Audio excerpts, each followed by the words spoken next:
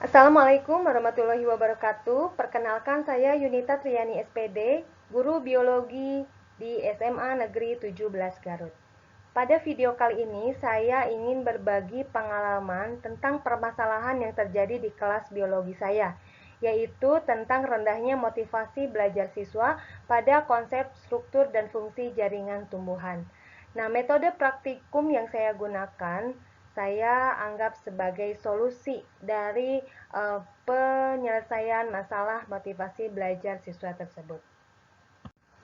Adapun sumber rujukan permasalahan yang saya ambil adalah pertama dari data nilai kognitif siswa, yaitu saya ambil ketika post-test pada pembelajaran awal tentang jaringan tumbuhan. Kemudian yang kedua, saya melakukan wawancara, saya ngobrol langsung dengan beberapa siswa yang memiliki nilai di bawah KKM mengenai kesulitan belajar dan alasan rendahnya motivasi belajar mereka. Dari rujukan permasalahan tersebut, saya ambil dua permasalahan, yaitu pertama, motivasi belajar siswa yang rendah pada konsep jaringan tumbuhan, yang kedua, pemahaman siswa yang rendah pada konsep jaringan tumbuhan. Dari permasalahan tersebut, saya melakukan analisa sumber permasalahan, sehingga saya ambil dua sumber permasalahan, yaitu yang pertama, siswa merasa konsep jaringan tumbuhan ini terlalu abstrak, sehingga mereka malas dan tidak begitu tertarik di dalam mempelajarinya. Kemudian yang kedua adalah pemahaman siswa yang rendah pada konsep jaringan tumbuhan ini dimungkinkan karena siswa tersebut belum memahami sepenuhnya tentang konsep awal dari materi tersebut, sehingga mereka tidak mampu menghubungkan antara konsep yang satu dengan konsep yang lainnya. Dari analisa tersebut, saya melakukan penyelesaian permasalahan, yaitu saya melaksanakan kegiatan pembelajaran konsep jaringan tumbuhan pada subkonsep jaringan epidermis dengan metode praktikum. Jadi saya mengajak siswa saya untuk belajar mengamati struktur jaringan epidermis pada bawang merah dan struktur epidermis pada daun rudiscaler yang memiliki modifikasi berupa stomata. Nah, dari solusi yang tadi saya lakukan, alhamdulillah hasilnya sangat menggembirakan dan cukup memuaskan, di mana siswa menjadi sangat antusias dalam mempelajari konsep jaringan epidermis. Kemudian mereka tidak lagi menganggap bahwa jaringan epidermis ini abstrak.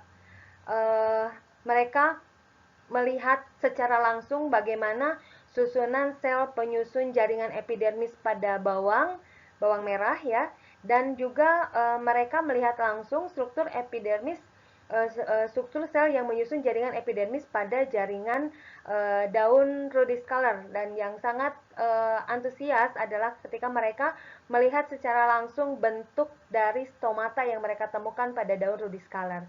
Nah, hal ini tentu sangat menarik sekali dan sangat membuat mereka lebih memahami, walaupun sebelumnya mereka sudah mengetahui bentuk dari literatur dan dari pembelajaran sebelumnya, dari gambar dan beberapa video, tetapi mereka merasa lebih yakin dan lebih konkret gitu, bahwa oh inilah, seperti inilah jaringan epidermis pada bawang dan pada daun rudiscaler. Nah, kemudian metode praktikum ini akhirnya dapat meningkatkan pemahaman konsep siswa terlihat dari hasil post-test yang dilaksanakan pasca praktikum. Hasilnya alhamdulillah sangat signifikan sekali, dan ketika saya lakukan wawancara, mereka lebih antusias dan meminta kembali pembelajaran selanjutnya pada jaringan hewan untuk dilakukan praktikum lagi, dan itu sangat menggembirakan.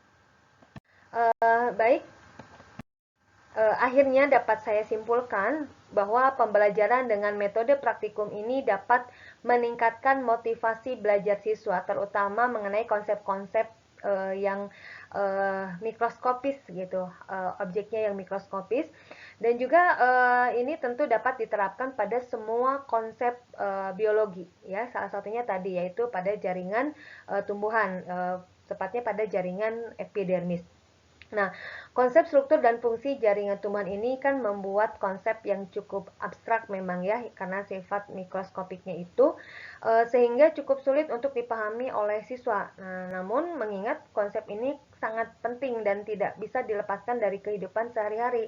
Nah, siswa dengan praktikum ini dia dapat memahami peran jaringan di dalam memaksimalkan fungsi suatu tanaman, serta dapat menumbuhkan kesadaran pada dirinya bahwa penting sekali menjaga tanaman sehubungan dengan fungsinya, manfaatnya yang sangat penting sekali untuk manusia dan untuk makhluk hidup lainnya.